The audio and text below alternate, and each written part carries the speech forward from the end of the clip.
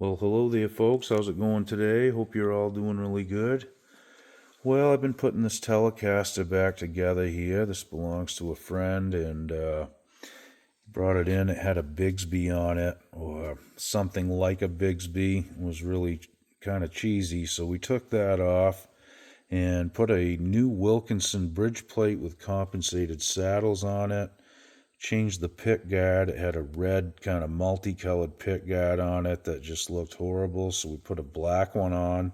This one's new. Still got the plastic on it, actually. And the pickup that was in the guitar did not work, so we had to replace that as well.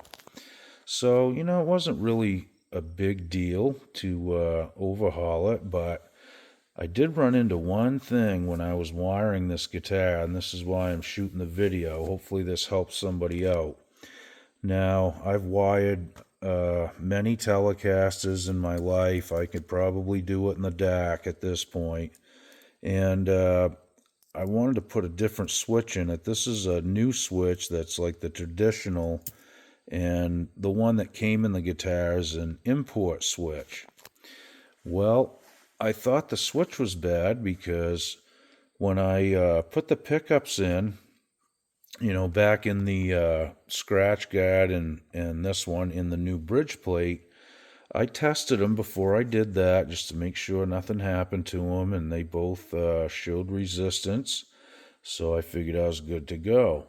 So I wired up that new switch, and I could only get the back pickup to work and the front pickup to work, and this one was intermittent too.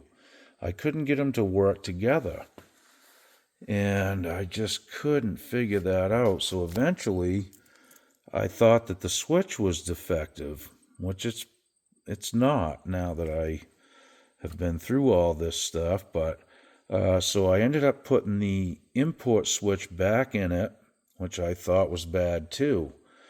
So anyway, what it was the pickup wire on this pickup, about probably an inch and a half, 2 inches back from the end of the wire. It was broke, and it was broke underneath the sleeve, so you couldn't see it or anything. When I tested the pickup before I put it in here, the wire must have been bent just enough so it was making contact. And I thought it was good to go.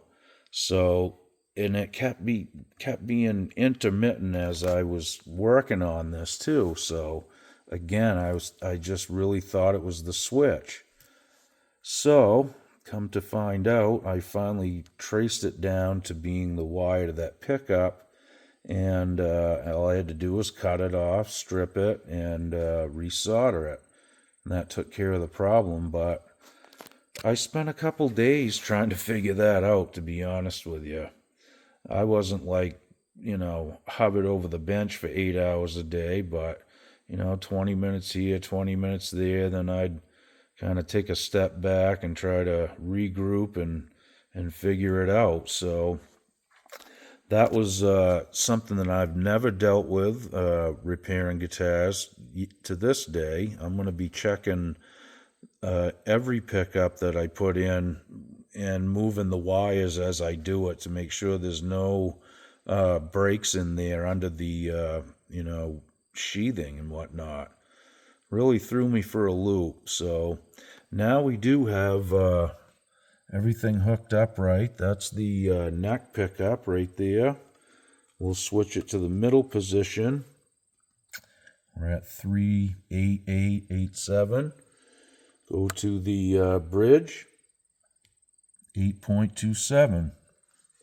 So those are pretty good. I think that's going to sound nice. We got one that's, what did I say that was, 7 or something like that? 7, 8 or whatever. So they're not too far apart as far as resistance. And, in the middle, you're still getting almost 4 with them both on. So I think this is going to be balanced quite well. Of course, we'll mess with the pickup heights and all that too. And I do need to kind of work on these holes a little more and we may even cover them with something. I don't know yet. We'll see. But in any case, it's not going to affect the playability or the sound. So that's what I wanted to share with you guys anyway. Another thing I'm doing when I'm testing my wiring, I'm going to just take the jack out like that and hook my jumpers right onto the wires and, right where they're soldered onto here, and eliminate the cord. Not have a cord between here and my multimeter. It just takes out, one more step that could fail, and, a bad cord could screw your whole day up too, as far as, wiring and getting readings on all this stuff. So that's something I'm going to start doing as well. And like I said, when I check pickups out, I'm going to hook my jumpers onto the wires, and I am going to move the wires around in all directions to make sure there's no breaks inside.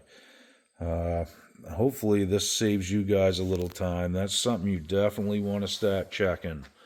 And again, I mean, I've only run into this one time, but it drove me crazy for about 3 days until I figured it out. So there is some value there, hopefully.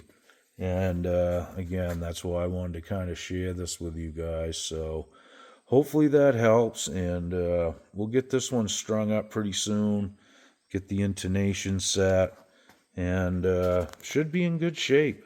Nice little telly. It's a Squire Affinity.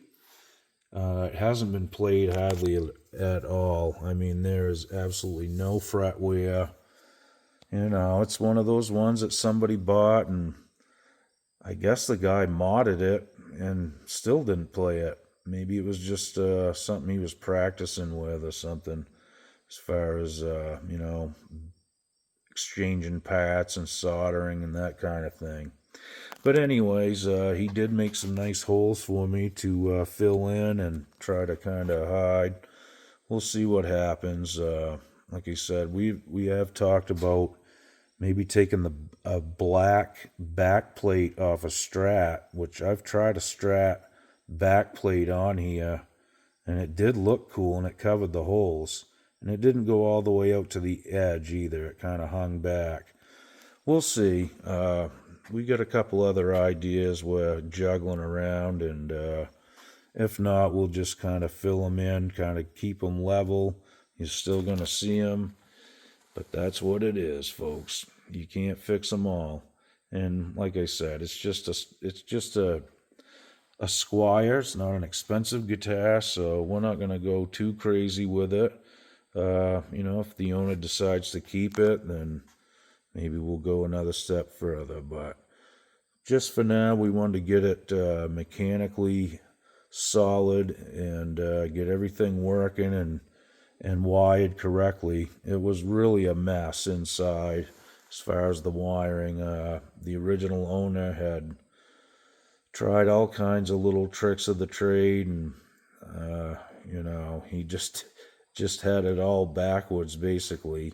I couldn't even make heads or tails out of it, to be honest with you. There was just a bird's nest of wires in there, and looks like he was trying to do a treble bleed, and he had all kinds of other little gimmicks going on there. So we just wired it back up stock, and we'll probably just leave it like that. They work like that too, right? You don't need to mod these, honestly. And I don't really care for the treble bleed on a tele. My reason for that is really pretty simple. When you're on the bridge pickup on a tele, it's pretty sharp and bright. Of course, you can roll your tone off too, but then when you switch to the neck, that tone you might have to, open it back up so you can get some treble up there. So what I like to do is kind of set it, about 3/4. Depends on the pot that you have, and then when I play the bridge pickup, I'll roll my volume back a little bit and use it like it's a tone. And, so that way when you roll it backwards, it gets cloudy. With a treble bleed, it's not. It's going to stay bright the whole time. So I prefer to have it with the non-treble bleed, just stock. And if it's bright, I'll roll this down a little bit. That way, when I switch to the neck pickup, I can just open it back up and I'll have that clarity. That's just how I do it. You know, everybody does it a little different. Some guys prefer the treble bleed so they can turn it way down and still have that brightness too. You know, whatever works for you, I guess, is best, right? Well, thanks again for watching, folks. I'll do a demo of this when I get it all intonated and strung back up and everything, and we'll see what it sounds like. All right, thanks again for watching. We'll see you soon. Be good. Okie doke.